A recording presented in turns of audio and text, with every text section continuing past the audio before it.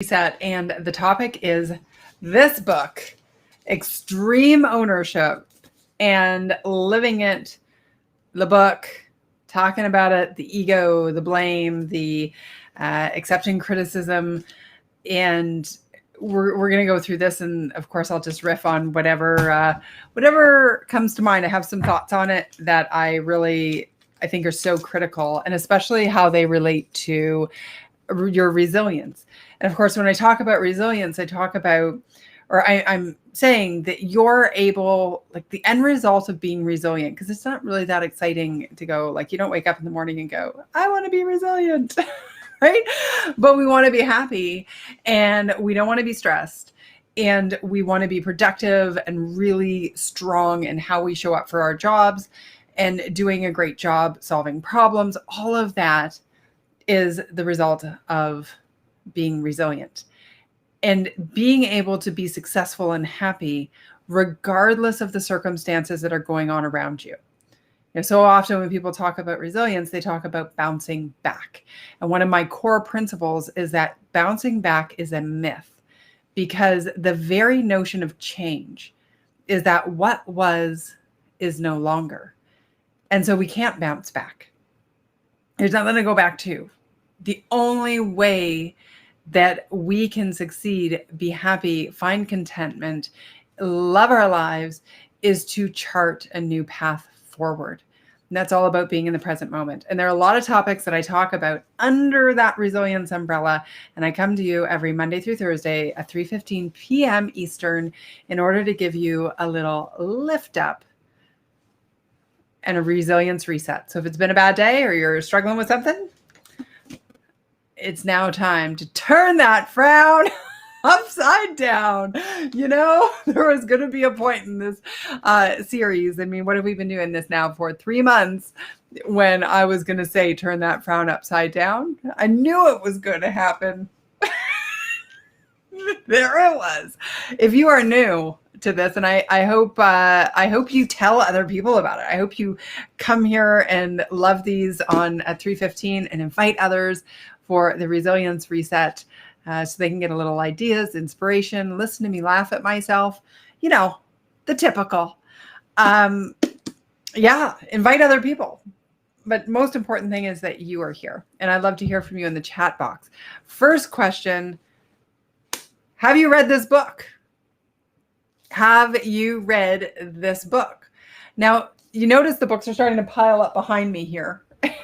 It's because I have got that's not particularly well trained or like well organized. I will fix that. Okay.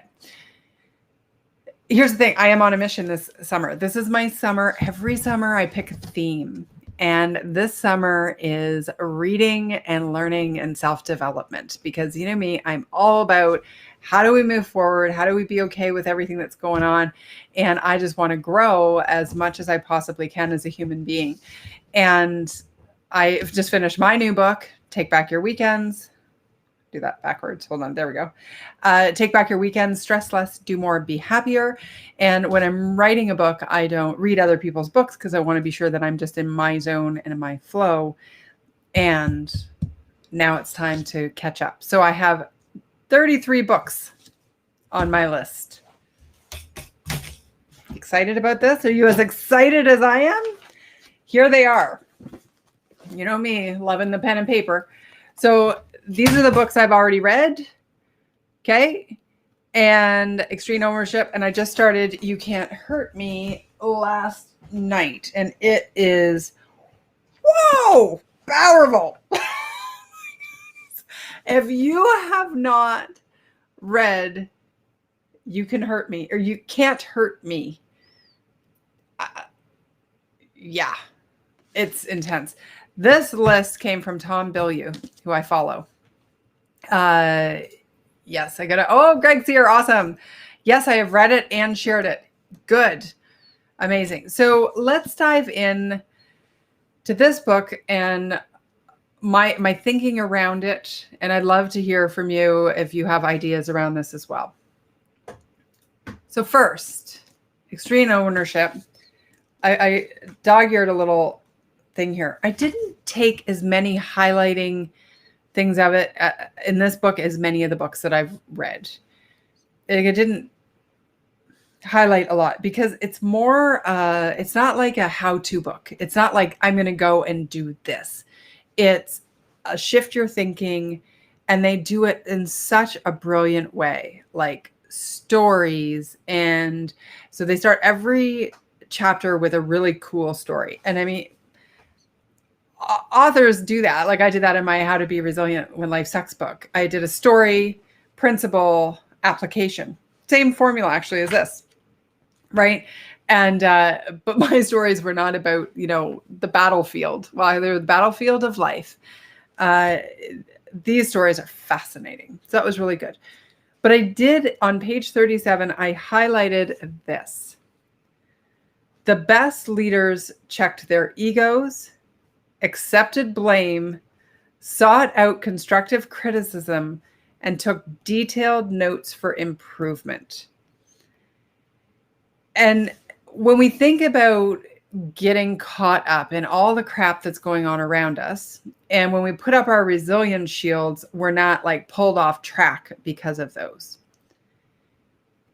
One of the things that is easy to happen is people going into victim mentality and blaming their circumstances for everything. And this concept of extreme ownership is that absolutely everything that is happening around you is your fault, is your responsibility. You are to blame, the good and the bad.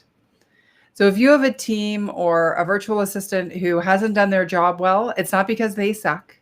It's because you didn't give them proper instruction.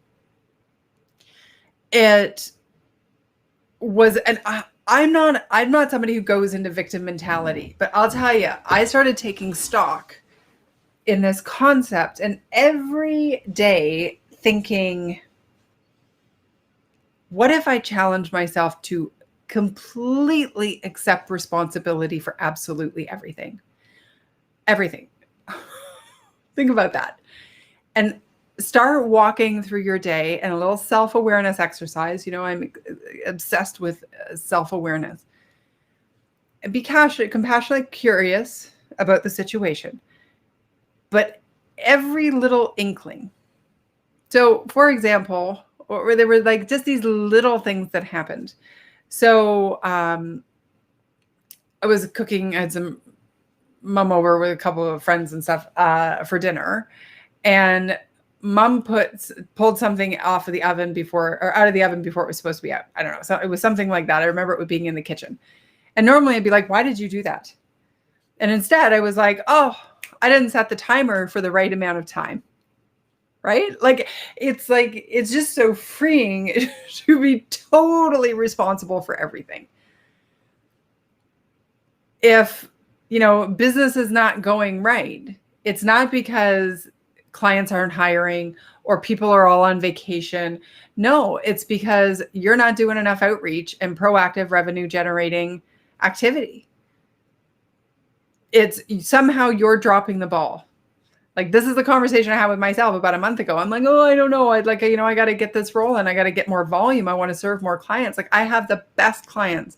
I love them. I am so blessed to do what I do. And now that it's mainly virtual, like I want to like triple my business, and it's totally feasible to do that. And, you know, when I start going from an extreme ownership perspective, then it has nothing to do with the outside market. It all has to do with me. You notice I've streamlined my messaging. I've got to be sure I'm always bringing the resilience in and explaining how each topic that I talk about fits under that umbrella, so that when you're looking for a resilience speaker or you want your team to be more resilient, you're going to think of me. So it was because of taking extreme ownership and the blame. That was it.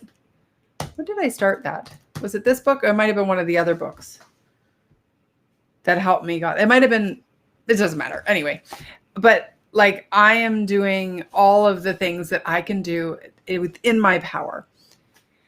But then even another example of this, taking the blame, I had friends over and I was like, okay, why don't you deal with the furniture and I'll go get, this done. And I came back and the things weren't done the right way. And normally I'd be like, no, we're going to do it like this. And instead I looked and I went, I'm sorry, I did not give you clear instructions. Right out of the book, right? Like, extreme ownership is like when you start to see this in your life, I hope, like me, you're going to be like, oh, no, I'm not. And the thing is, by doing that, it doesn't make us less than. Like when we screw up, taking extreme ownership for that. The authors are saying it doesn't make you less than, it makes you better. It makes you better able to find a solution. It empowers you. It makes you stronger. It makes you wiser. There are all these great pieces of the puzzle that extreme ownership. And like I got to tell you, I don't think it's easy. I think it's easy to say. I think, though, people are so focused on saving face, on being right. Like, imagine if in your marriage you took extreme ownership or any relationship. That friend ghosted me, which happened to me. And I am very sad about it. It's been about a year and a half and I'm still devastated by it. It was one of my best friends, just one day stopped talking, totally ghosted. And I have gone through every emotion. I have processed it because me, I'm all about, you got to feel the feels. And God, it hurts like so deep down. And something happened, I guess it was yesterday. And I was like, oh, that would be what I would tell this person, this like, really dear, dear friend of mine. And sorry, I'm just going to turn that off. And then I was like, what would somebody in extreme ownership do? Right? Because then I was like, well, how dare she ghost me? Like, going through all those things. And I'm pretty good at interrupting that rabbit hole pretty quickly. Always have been since I started my resilience journey, because I know that no good comes out of that. Right? But from an extreme ownership perspective, I did something. So now it's like, okay, how do I become a better friend? So that, and I know things just sometimes happen, but, you take responsibility for your own part in whatever is happening. It's a fascinating way to live. And this book has inspired this at a whole new level for me. Amanda, you are so speaking to me today. Thank you. You're welcome. I love it when you're here. And I'm glad it resonates. So let's play with this a bit. The best leaders checked their egos, accepted blame. So I've already talked about the blame, and the ego and the blame thing go together because it's about being right. So many people desperately want to be right. And I remember there's an old saying, do you want to be right or do you want to be rich? I heard that when I was in my 20s and I'm like, okay, I don't mind being wrong. I'll be wrong. So that's okay. But I think about this concept of ego and how fragile it can be. And when we show up from ego, we can't tackle the problems we need to solve head on. I'm going into my own thinking here as opposed to this, but like the ego just gets away of finding the right answers, of finding the right solutions. And like, let's take this one line that I highlighted in this whole book. And then I was like, what parts am I going to talk about today? And I opened it up and I went, what a great line to highlight. I must have known. See, I'm going to accept blame for that. But here's something that fascinated me, because it brought awareness to what it's like when you get constructive criticism. Who loves constructive criticism or just even criticism? Nobody. However, I've learned you can love it, because here's the thing. Other people see things and they can give us ideas. Doesn't mean you have to take it. Just because somebody gives you advice doesn't mean it needs to be right. It doesn't mean you need to take it. It doesn't mean anything. It just means that you can accept that information from a perspective of, I'm now going to add that into my brain and I'm going to noodle it around and marinate with it a little bit to figure out what's my best path forward. And I think this is an area that I have struggled with. And what I've come to realize with my extreme obsession with self-awareness that I'm hoping I'm going to instill for you each day on these resilience resets is that when somebody's giving me feedback, I'm pretty defensive. Like I'm like I'll eventually accept it. And I remember actually, it was Andrew from who's the CEO of ATS Automation, one of my clients who I was really happy to do their leadership forum as a keynote speaker, and they're just incredible humans. And as a leader, he was really, he's just really into thoughtful mental health and approach to business, etc. So anyway, that wasn't the point. He shared with me that they'd had somebody else come in, and I should probably ask him who it was, because it was so fascinating about the length of time that it takes someone to admit that they're wrong and accept your new position, and how like that defensiveness is actually quite natural. And so I think whatever that time is, I may have it a little bit longer. Okay? Because when somebody's criticizing me, I get embarrassed. I'm like, oh, I screwed up. And I think that's the perfectionism in me that I've never attained, let's be honest. Strive for and felt like I've been failing in many times. Sorry, that's water. You got to drink my big thing here every day. And so that criticism, but here's what I noticed, because often people aren't criticizing you to like make you feel bad. People, I think, are criticizing when they're trusted people. Okay, like let's not talk about social media trolls and all that angry stuff out in the world.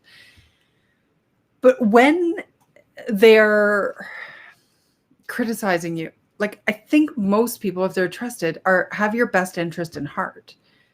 So why get defensive is what I was thinking, instead of just accepting that information and just because they say it, realizing it doesn't make it gospel. It doesn't mean it needs to be your opinion. It just is one more little puzzle piece in an otherwise potentially big, challenging puzzle that we call life.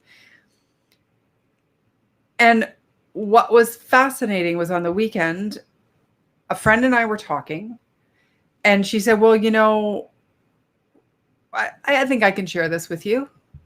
I mean, I don't know who's listening, but I will. Okay, here, Greg said this. One of my mentors always said, never take business advice from someone that is at your same tax bracket. Yes, so true, so true. If you define success as a tax bracket, for the record, but that is absolutely true. And, you know, be careful where the advice is coming from. But here's what happened. And this is the combination of resilience not being defined by the past, extreme ownership, being okay with taking the blame for something that wasn't going wrong, and extreme self-awareness of, oh, what's happening in my body right now. So this friend of mine, dear friend, totally trust her, awesome, said, you know, Allison, like it kind of feels like, you know, with your LinkedIn lives.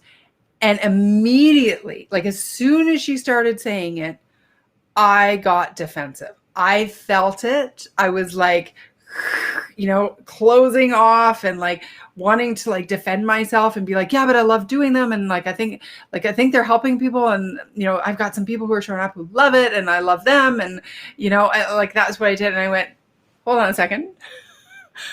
Yes, as you were saying. And I literally had to soak into the conversation.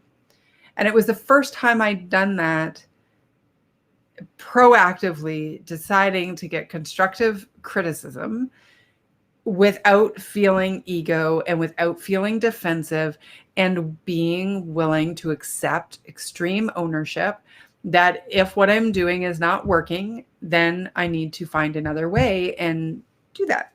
And so she went on to say, she said, you know, when people hire you, they hire you to talk about resilience. And I said, well, sort of, but resilience has all of these different spokes in the umbrella.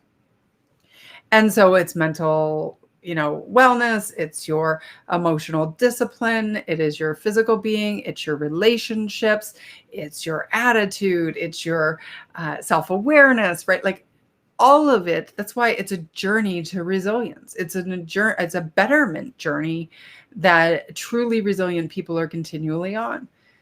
And she said, yeah, but you never actually explain that. She said, so when you look at your topics, if you were to look at all of your, posts that you do about kindness and this and that and this and that, she says, I never see the through line of resilience. And so it's kind of hard to know that you're a resilience keynote speaker or have a really cool program on resilience, because that's like one of the hottest topics. But it's hard to see that because you don't necessarily pull the through line. And I was like, oh, yeah, you're totally right. Because I make the assumption that people understand that stress makes it harder to deal with problems and be resilient. I make the assumption that people know that one of the barriers to performance, which is blaming other people, I never had it at this level of extremeness, but is a barrier to performance that makes your life harder. And part of the resilience journey is figuring out, how do we stop taking ourselves away from the sweet spot of performance, productivity, and profitability. And anyway, but here's the point. Blah, blah, blah, blah. That's all about me and my thinking of where I'm at in my business and why I changed the name. But here's what matters in this, is if I would have done my typical